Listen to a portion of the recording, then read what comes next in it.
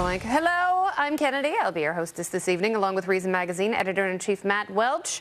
And, oh, Matt's wearing a tie. That's fantastic. And Camille Foster from Free Think Media. Free thinking indeed. We are hog wild about tonight's show and a little ham-fisted. And together we are the Independents. Our national debt is over $17 trillion and growing. And one ambitious lawmaker back in 2008 had a succinct way of summarizing our bloated debt bubble. Number 43 added $4 trillion by his lonesome, so that we now have over $9 trillion of debt that we are going to have to pay back. $30,000 for every man, woman, and child. That's irresponsible. It's unpatriotic. Yes, debt is unpatriotic, isn't it? Oh, back in 2008, really only $9 trillion. Now it's $17.5 trillion. Well, we are in the here and now, and the beacon of truth and light for whom our pig is named has a hard reality to grasp for anyone eager and willing to trim the fat from those well-stocked cupboards. Because the cupboard is there. There's no more cuts to make. It's bare. There's nothing more we can do. It is completely anorexic. All right, well, I'm going to go out on a limb here. I don't think Nancy was as thorough as she could have been in her inventory. We're spending too much. The things we're financing, like Social Security and Medicare, are only going to require more grist. So what can we cut? And if we don't, how are we screwed? With us is Nick Gillespie, editor-in-chief of Reason TV and Reason.com. And we're going to start with debt. All right, so debt is like a dead possum's belly in the hot sun, ready to fail and explode. And that's going to happen fairly soon. Now, are some liberals... Are we talking possums or pigs? No, possums. Now, now we've moved from pig to possum. All right. No, the debt... End up with a kangaroo? Specifically, possum is a marsupial. Yeah. Are liberals too concerned about reanimating the possum, bringing him back to life? Yeah, well, here's the real problem. People talk about debt as if it's not a pressing issue. It's something that we'll deal with later. Even people like Paul Krugman says, you know, we have a long-term debt problem, but each day he wakes up, he's like, well, you know what? Today we don't have a debt problem. That's in the future. And it's like, you know, he's like Annie and Little Orphan Annie. It's tomorrow's always a day away.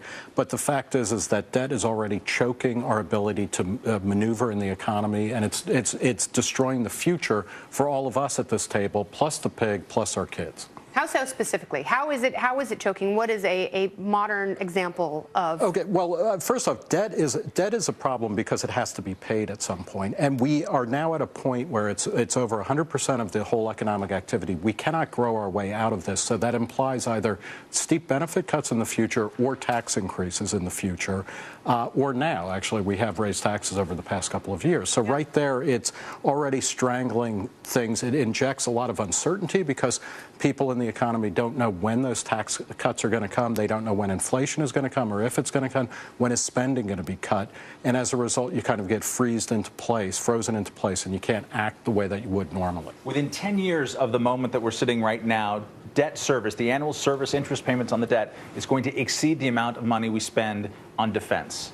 That is a shocking number. I mean, right now it's about 6%. What is it going to be in 10 years? It's $223 billion a year. It's going to be $820 some odd billion a year. That's more than defense. That's just paying the interest on what we owe. Just paying the interest. The only other things that are bigger in the budget are for Medicare, Social Security. That's basically it. So debt service plus those entitlements within a pretty short time is going to be 75% of all federal dollars. Right now, it's more like 40-something%. Well, so it's going to swallow everything. This is also, I mean, it's related to debt, but one of the reasons we have so much debt is because mandatory spending in the budget, which is entitlements. You know what? Hold that thought, because we're going to talk about that right now. We are talking about spending, and there are two kinds. There is mandatory spending, and that is where we have to spend on things like entitlements, Social Security, Medicare, and Medicaid. We don't have a choice about those. There's also discretionary spending on things like defense, education, and laundry folding robots. So which should be mandatory? Well, first, let's take entitlements. Okay, but there is no such thing as mandatory spending. We call it mandatory, or rather, politicians call it mandatory, because it doesn't have to be renewed every year. Yes. In order to grow and expand. It's not like other aspects of the budget that have to be serviced with. Right, and I mean, we didn't show up in America and be like, oh, you know, there's a lot of mandatory spending here. It's not something that was discovered. It's invented. It needs to be cut. Medicare, which is health care for the old that is provided by the federal government, government. Medicare is unsustainable. Currently, the taxes and the fees that people pay for cover less than half of the costs. It's going to explode. It already is starting to explode. Well, good thing people are getting younger. That's right. Or at least they're feeling younger, and they better keep feeling that way because, I mean, it's unsustainable. Social Security, which is another major part of the entitlement state, is, I would say, is immoral because it's basically cheating young people now. It's taking money from them now, paying it to old people, and with the promise that that system will be around when you're Also older. theoretical, which, has to be contrasted with Obamacare, which is right now and robbing younger generations to pay for That's older right. and sicker people. Well, it's charging younger people more than they would in a regular market in order to pay for older people who, by and large, are better off. As a group, older people and retirees are much better off than people under 30.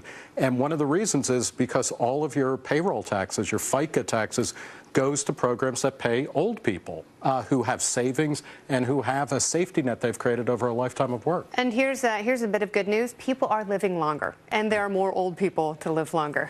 It's great. We're so hosed. All right, well, different folks use different pen strokes when it comes to crafting budgets that might bring balance to the madness. Paul Ryan is considered a budget wonk. I hate that term. He just released his latest 10-year budget blueprint, and Rand Paul has a slightly different take on balance. Now, these have become political exercises that are essentially fictional campaign documents. So in a sense, they're all the same. Will any of this stuff actually get cut?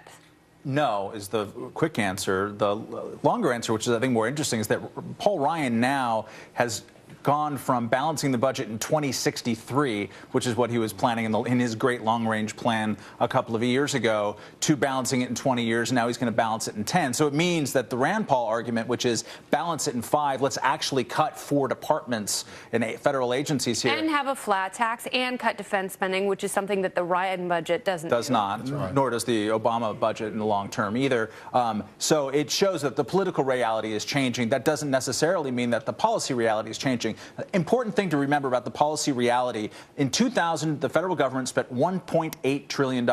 In 2010, $3.7 trillion. That's just in 10 years. And then that was accepted as the new normal, the baseline from which Nancy Pelosi cannot bear another cut. That is not normal. That is totally abnormal, and it's crushing all of us. If we had just increased the cost of government by the size of population and inflation, we'd be spending $2.6 trillion a year, not 3.6, 3.7 as we are now. That's the problem. Well, the Ryan budget, like the president's budget, which we saw a little bit earlier, represents the hopes and aspirations of the party. The big deficiency, as you pointed out, is that the defense spending does not get cut in the Ryan budget. In fact, Ryan is the guy who is giving away the defense spending cuts we actually got from the sequester. It's important to note, he was very proud of busting the sequester, which cut defense spending, to say, hey, look, I put more money back in the defense.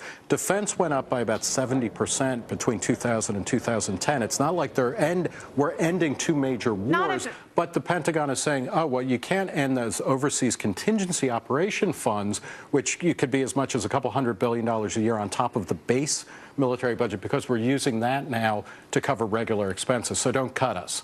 It's insane. The only part of the budget that normally gets cut is defense spending after you ramp down wars, which is exactly what we should be doing. If you're talking about real dollars, yes, it has increased, but the Heritage Foundation says that, you have to chain defense spending to GDP, and in that sense, it is dropped precipitously, which is really stupid. I mean, that seems so arbitrary. The fact of the matter is that defense, you can say with education, if you pay $1,000 per student, as you get more students, you'll have to spend more money. Defense isn't like that.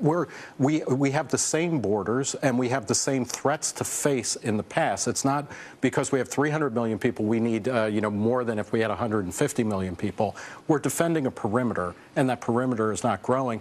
And it's also true that all of our defense spending needs to be understood in terms of a foreign policy strategy, which probably shouldn't be invading countries, bombing countries, droning countries without any kind of real Which used to be a minority belief, but I think a majority of Americans agree with that point, and it is much more pragmatic. Nick Gillespie, thank you very much. And thank you for whetting my whistle on defense, because we're going to get to that. I go searching for waste inside the U.S. Capitol and get kicked out of a few places in the process.